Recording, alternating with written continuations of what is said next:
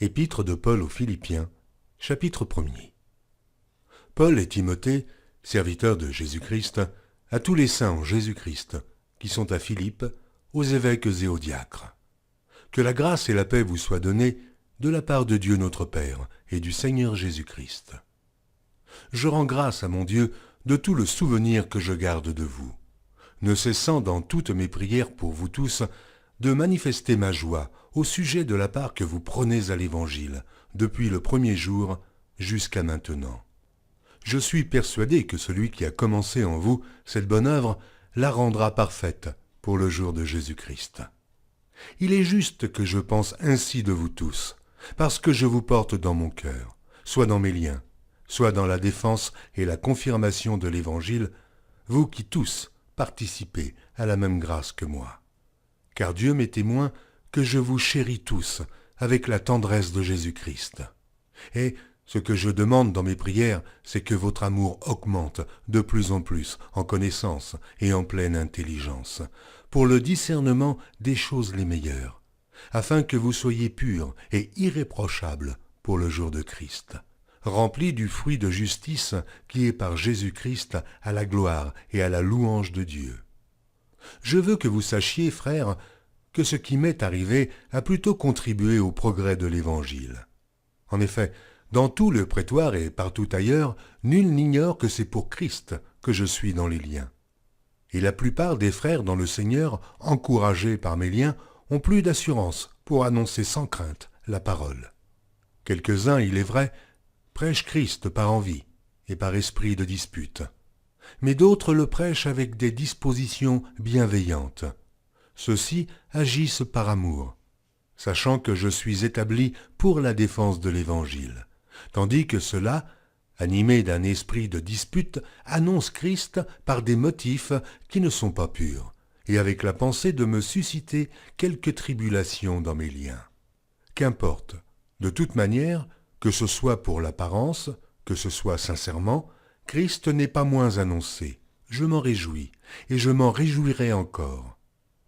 Car je sais que cela tournera à mon salut, grâce à vos prières et à l'assistance de l'Esprit de Jésus-Christ, selon ma ferme attente et mon espérance, que je n'aurai honte de rien, mais que, maintenant, comme toujours, Christ sera glorifié dans mon corps, avec une pleine assurance, soit par ma vie, soit par ma mort, car Christ est ma vie, et la mort m'est un gain.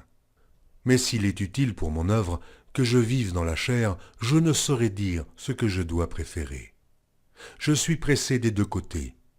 J'ai le désir de m'en aller et d'être avec Christ, ce qui de beaucoup est le meilleur, mais à cause de vous, il est plus nécessaire que je demeure dans la chair.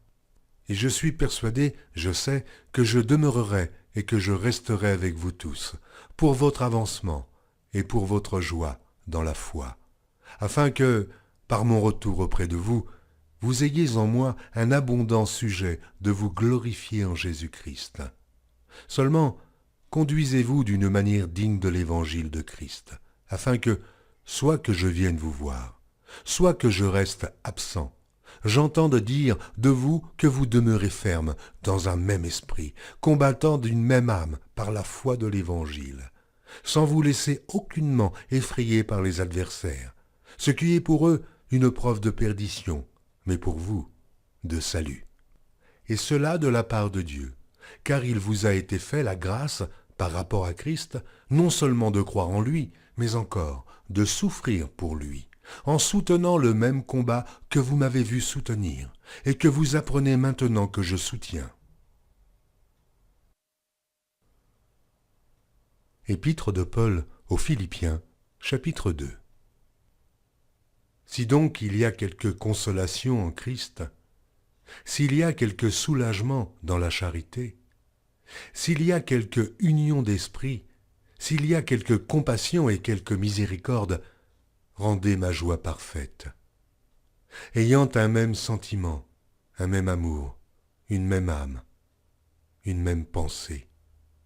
Ne faites rien par esprit de parti ou par vaine gloire, mais que l'humilité vous fasse regarder les autres comme étant au-dessus de vous-même. Que chacun de vous, au lieu de considérer ses propres intérêts, considère aussi ceux des autres. Ayez en vous les sentiments qui étaient en Jésus-Christ, lequel, existant en forme de Dieu, n'a point regardé comme une proie à arracher d'être égal avec Dieu, mais s'est dépouillé lui-même, en prenant une forme de serviteur, en devenant semblable aux hommes, et ayant paru comme un simple homme. Il s'est humilié lui-même, se rendant obéissant jusqu'à la mort, même jusqu'à la mort de la croix. C'est pourquoi aussi Dieu l'a souverainement élevé et lui a donné le nom qui est au-dessus de tout nom, afin qu'au nom de Jésus, tout genou fléchisse dans les cieux, sur la terre et sous la terre, et que toute langue confesse que Jésus-Christ est Seigneur, à la droite de Dieu le Père. Ainsi, mes bien-aimés, comme vous avez toujours obéi, travaillez à votre salut avec crainte et tremblement, non seulement comme en ma présence, mais bien plus encore maintenant que je suis absent. Car c'est Dieu qui produit en vous le vouloir et le faire, selon son bon plaisir. Faites toutes choses, sans murmure ni hésitation, afin que vous soyez irréprochables et purs, des enfants de Dieu irrépréhensibles au milieu d'une génération perverse et corrompue, parmi laquelle vous brillez comme des flambeaux dans le monde, portant la parole de vie, et je pourrai me glorifier au jour de Christ de n'avoir pas couru en vain, ni travaillé en vain. Et même si je sers de libation pour le sacrifice et pour le service de votre foi, je m'en réjouis, et je me réjouis avec vous tous. Vous aussi, réjouissez-vous de même, et réjouissez-vous avec moi. J'espère dans le Seigneur Jésus vous envoyer bientôt Timothée, afin d'être encouragé moi-même, en apprenant ce qui vous concerne. Car je n'ai personne ici qui partage mes sentiments, pour prendre sincèrement à cœur votre situation. Tous, en effet, cherchent leurs propres intérêts, et non ceux de Jésus-Christ. Vous savez qu'il a été mis à l'épreuve en se consacrant au service de l'Évangile avec moi, comme un enfant avec son père. J'espère donc vous l'envoyer dès que j'apercevrai l'issue de l'état où je suis. Et j'ai cette confiance dans le Seigneur, que moi-même aussi j'irai bientôt. J'ai estimé nécessaire de vous envoyer mon frère Épaphrodite, mon compagnon d'œuvre et de combat, par qui vous m'avez fait parvenir de quoi pourvoir à mes besoins. Car il désirait vous voir tous, et il était fort en peine de ce que vous aviez appris sa maladie. Il a été malade, en effet, et tout près de la mort. Mais Dieu a eu pitié de lui, et non seulement de lui, mais aussi de moi, afin que je n'eusse pas tristesse sur tristesse. Je l'ai donc envoyé avec d'autant plus d'empressement, afin que vous vous réjouissiez de le revoir, et que je sois moi-même moins triste. Recevez-le donc dans le Seigneur avec une joie entière, et honorez de tels hommes. Car c'est pour l'œuvre de Christ qu'il a été près de la mort, ayant exposé sa vie afin de suppléer à votre absence dans le service que vous me rendiez.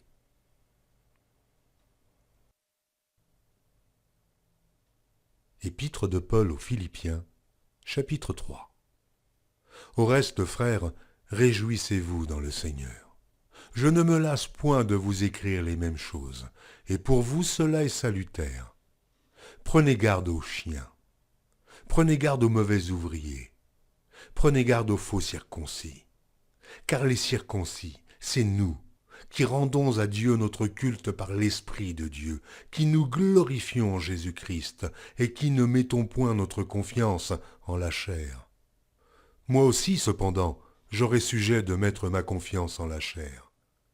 Si quelque autre croit pouvoir se confier en la chair, je le puis bien davantage, moi, circoncis le 8e jour, de la race d'Israël, de la tribu de Benjamin, hébreu, né d'hébreu, quant à la loi, pharisien, quant au zèle, persécuteur de l'Église, irréprochable à l'égard de la justice de la loi. Mais ces choses qui étaient pour moi des gains, je les ai regardées comme une perte à cause de Christ. Et même, je regarde toutes choses comme une perte, à cause de l'excellence de la connaissance de Jésus-Christ mon Seigneur, pour lequel j'ai renoncé à tout, et je les regarde comme de la boue, afin de gagner Christ, et d'être trouvé en lui, non avec ma justice, celle qui vient de la loi, mais avec celle qui s'obtient par la foi en Christ, la justice qui vient de Dieu par la foi, afin de connaître Christ et la puissance de sa résurrection et la communion de ses souffrances, en devenant conforme à lui dans sa mort, pour parvenir, si je puis, à la résurrection d'entre les morts. Ce n'est pas que j'ai déjà remporté le prix, ou que j'ai déjà atteint la perfection, mais je cours pour tâcher de le saisir, puisque moi aussi j'ai été saisi par Jésus-Christ. Frère, je ne pense pas l'avoir saisi. Mais je fais une chose, oubliant ce qui est en arrière, et me portant vers ce qui est en avant. Je cours vers le but, pour remporter le prix de la vocation céleste de Dieu en Jésus-Christ. Nous tous donc qui sommes parfaits, ayons cette même pensée. Et si vous êtes en quelque point d'un autre avis, Dieu vous éclairera aussi là-dessus. Seulement, au point où nous sommes parvenus, marchons d'un même pas. Soyez tous mes imitateurs, frères, et portez les regards sur ceux qui marchent selon le modèle que vous avez en nous. Car il en est plusieurs qui marchent en ennemis de la croix de Christ. Je vous en ai souvent parlé, et j'en parle maintenant encore en pleurant. Leur fin sera la perdition. Ils ont pour Dieu leur ventre. Ils mettent leur gloire dans ce qui fait leur honte. Ils ne pensent qu'aux choses de la terre. Mais notre cité à nous est dans les cieux, d'où nous attendons aussi comme Sauveur le Seigneur Jésus-Christ, qui transformera le corps de notre humiliation en le rendant semblable au corps de sa gloire, par le pouvoir qu'il a de s'assujettir toutes choses.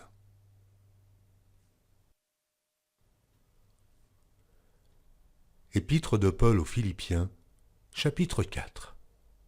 C'est pourquoi, mes bien-aimés et très chers frères, qui êtes ma joie et ma couronne, demeurez ainsi fermes dans le Seigneur, mes bien-aimés. J'exhorte Évodie, et j'exhorte Syntyche à être d'un même sentiment dans le Seigneur. Et toi aussi, fidèle collègue, oui, je te prie de les aider, elles qui ont combattu pour l'Évangile avec moi et avec Clément et mes autres compagnons d'œuvre, dont les noms sont dans le livre de vie. Réjouissez-vous toujours dans le Seigneur, je le répète, réjouissez-vous. Que votre douceur soit connue de tous les hommes. Le Seigneur est proche.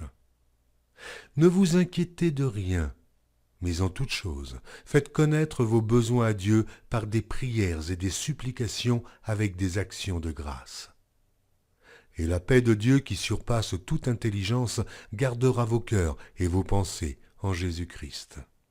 Au reste, frères, que tout ce qui est vrai, tout ce qui est honorable, tout ce qui est juste, tout ce qui est pur, tout ce qui est aimable, tout ce qui mérite l'approbation, ce qui est vertueux et digne de louange soit l'objet de vos pensées. Ce que vous avez appris, reçu et entendu de moi, et ce que vous avez vu en moi, pratiquez-le, et le Dieu de paix sera avec vous. J'ai éprouvé une grande joie dans le Seigneur, de ce que vous avez pu enfin renouveler l'expression de vos sentiments pour moi. Vous y pensiez bien, mais l'occasion vous manquait. Ce n'est pas en vue de mes besoins que je dis cela, car j'ai appris à être content de l'état où je me trouve. Je sais vivre dans l'humiliation, et je sais vivre dans l'abondance. En tout et partout, j'ai appris à être rassasié et à avoir faim, à être dans l'abondance et à être dans la disette. Je puis tout par celui qui me fortifie. Cependant, vous avez bien fait de prendre part à ma détresse. Vous le savez vous-même, Philippiens. Au commencement de la prédication de l'Évangile, lorsque je partis de la Macédoine, aucune église n'entra en compte avec moi, pour ce qu'elle donnait et recevait. Vous fûtes les seuls à le faire, car vous m'envoyâtes déjà à Thessalonique et à 2 reprises de quoi pourvoir à mes besoins. Ce n'est pas que je recherche les dons, mais je recherche le fruit qui abonde pour votre compte. J'ai tout reçu, et je suis dans l'abondance. J'ai été comblé de bien en recevant par Épaphrodite ce qui vient de vous, comme un parfum de bonne odeur, un sacrifice que Dieu accepte et qui lui est agréable. Et mon Dieu pourvoira à tous vos besoins selon sa richesse, avec gloire en Jésus-Christ. À notre Dieu et Père soit la gloire au siècle des siècles. Amen. Saluez tous les saints en Jésus-Christ. Les frères qui sont avec moi vous saluent. Tous les saints vous saluent, et principalement ceux de la maison de César. Que la grâce du Seigneur Jésus-Christ soit avec votre esprit.